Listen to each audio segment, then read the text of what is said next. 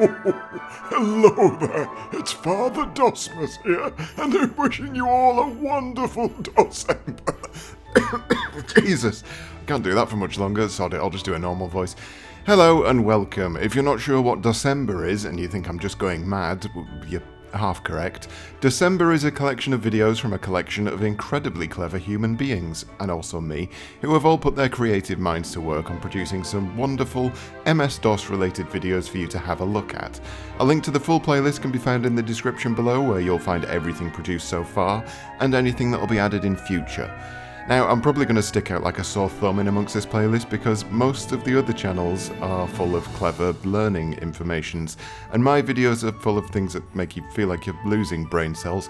Never mind though, consider my videos as a side dish to the main Christmas dinner, a big bowl of sweets that you know you don't really need because you've already matched your yearly calorific intake in one day, but go on, have a sweet, it'll be fine.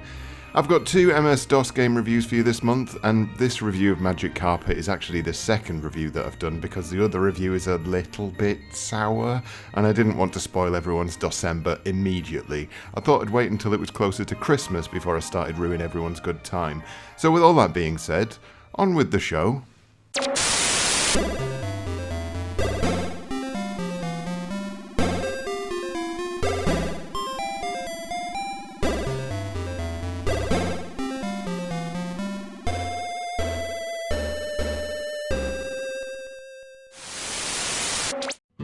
In the 90s, the one company that consistently had me excited for a new release was the absolute innovation powerhouse Bullfrog.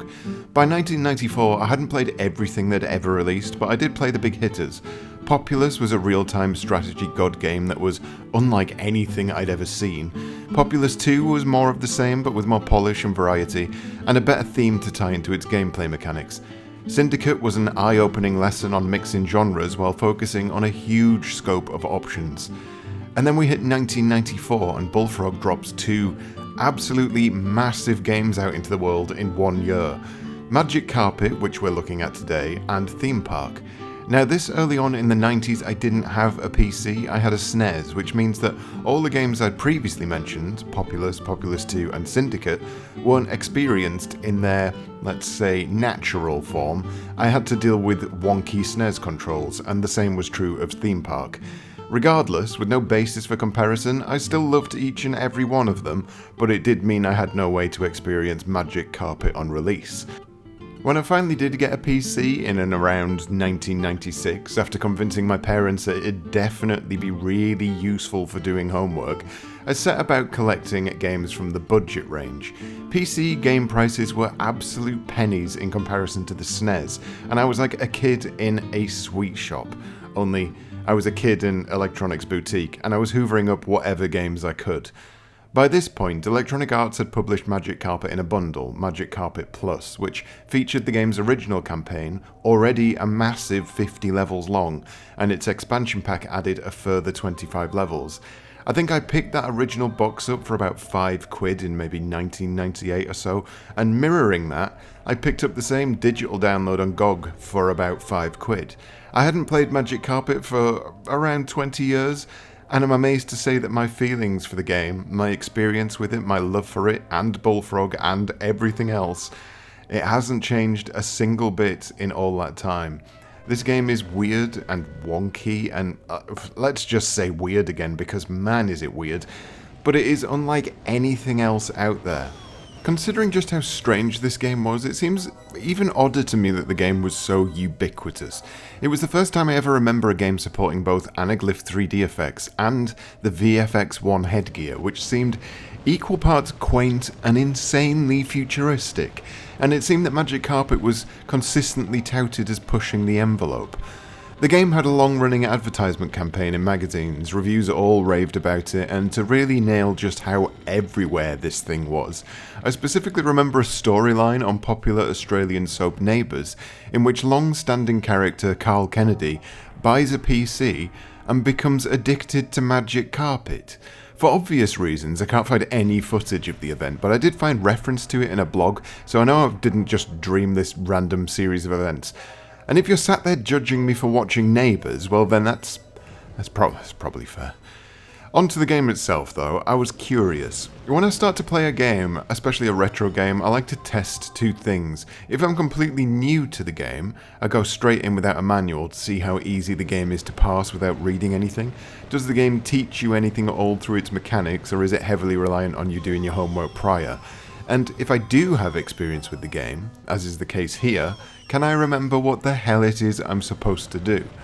Magic Carpet was certainly an experience to revisit, because I somehow understood instinctively what I had to do, some lost muscle memory returning from a place I'd completely forgotten about, but also, I felt like I was constantly drowning in confusion, and that's fairly understandable, because the game is certainly wild when it comes to its mechanics, its lore, and its gameplay loop, with no tutorial, or tooltips, or hints, or any guidance, as was typical standard back then. You're dropped onto this world on a magical rug and told to be on your way. Even with prior experience of the game, or other Bullfrog titles, there's still a lot here to remember, and misremember. So, as an experiment, I took the footage of me playing the first two levels, and I went to musical friend of the channel, Stu the Brummie. I gave him a proposition. "Dear Stu," I said, "please can you watch me playing this game you've never seen before, and then write a song about what it is you think you're looking at?" And he said, "Oh, go on then." And that's how this happened. Come with me over land and sea. It's the favorite game of Carl Kennedy. We're saving the world after a wizard war. That's what happens when you try to separate mana from nature to command its powers. What? Actually, the flying mechanic's making me feel a bit... Stick to the song, mate. Stick to the song. There are golden balls from exploding foes, and black caterpillar things like wigglers from Mario. Hey, look, there's Stonehenge. Why is there Stonehenge? Not a clue.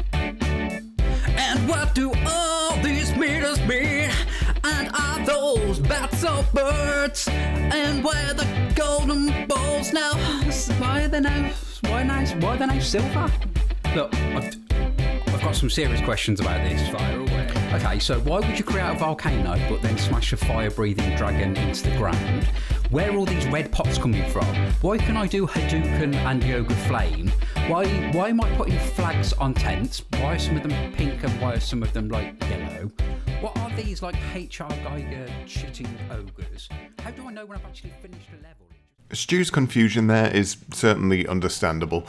Without any experience of the game, knowing what the hell you're looking at in this archaic mess on screen is pretty difficult. So let me summarise. You are a wizard's apprentice. Your boss, let's say Mr. Wizard, tried to unite the world but accidentally did the opposite and smashed the world into at least 50 pieces. It's now your job to restore equilibrium to each of those worlds with the help of your trusty magic carpet and a spell book full of spells. Using the mouse to look around and the arrow keys for movement, you set off around this world, exploring your surroundings in search of something to bolster your mana. In each mission, you typically start off with a few spells and find more within the map itself. Over the course of the game, you'll gradually unlock everything it has to offer, but it does start you off nice and slow. The spells you'll typically be relying on fall into a couple of different categories. You've got attacking spells, which are, surprisingly, used to attack things. You'll need those a lot. You've got utility spells, such as speed boosts or healing, and you've got mana-related spells. Mana-related spells are probably the most important tools in your arsenal if you want to win, and the first of these is the claiming spell. You need to build up a mana pool, and in order to do this, you have to claim things. To start with, a good first step is to claim any houses you see dotted around the map. When you claim a house, you claim the mana stored within it, and the villages themselves have their own little life cycle going on. Builders will be wandering around constructing new houses, traders will travel between towns with goods. It adds some rudimentary life to the world that doesn't necessarily affect you in any way, but it's lovely to see the hustle and bustle of these 2D sprites excitedly jostling around. And as an aside, I do find it pretty amusing that you can just cast a spell on someone's house and be like, yeah, that's mine now. Oftentimes you'll be spinning around firing out your claim spell like a madman yelling, "This is mine, and this is mine, and this is mine." There's something delightfully twee and nonsensical about this consistent tagging process you have to go through. As well as houses, you've also got big gold orbs, typically dropped from fallen enemies. You can claim these, but in order to reap the benefits, you need to store them in your base.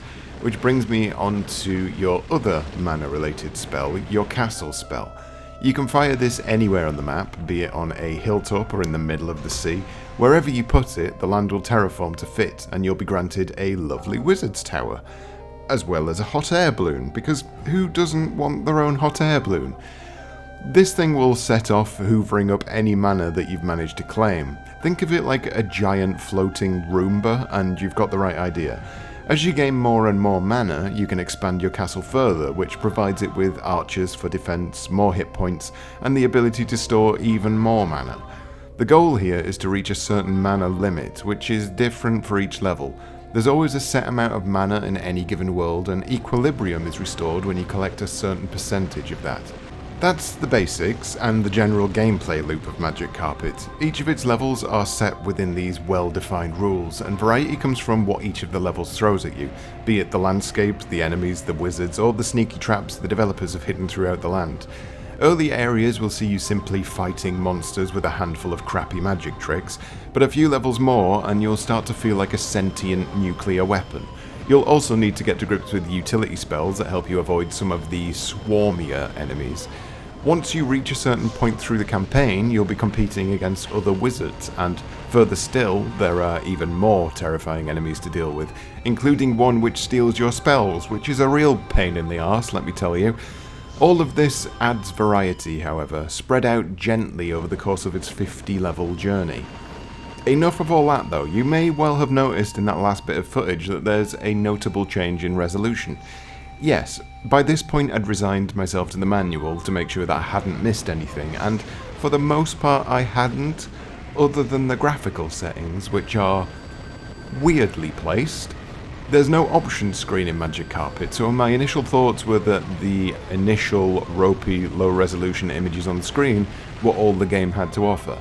There are, in fact, a number of graphical options, but they're all tied to the keyboard, and they can only be switched on when you first jump into a level. You can't keep high-resolution graphics on, for instance. There's no config file you can tinker with. The game will always revert back to low resolution when you start it back up again, which is odd, right? So in terms of options, F4 softens the image, F5 turns reflections on, F6 turns the sky on, F7 turns shadows on, and pressing R switches into high resolution mode. As an aside, if you're running the GOG version through DOSbox, then you'll need to up the game's cycles if you don't want to play in slideshow mode. You can do that by pressing Ctrl and F12 constantly until the speed feels correct. In high resolution mode, the game certainly looks a little cleaner, though most people may reel at the admittedly heavy fogging going on. While the game may have been a technical marvel at the time, I'd be lying if I said the game wasn't looking its age, but I'd also be lying if I said I didn't love it. This might seem like a bizarre comparison point, but the short range of vision reminds me of the original two Silent Hill games. Now, Magic Carpet is not, as you would expect, a survival horror, but there is an element of surprise in what enemies you're going to come up against. Using your minimap to navigate, enemies will simply appear as black dots, and once you start to reach levels with some seriously powerful creatures, not knowing what you're heading towards means you have to be cautious when you start to approach.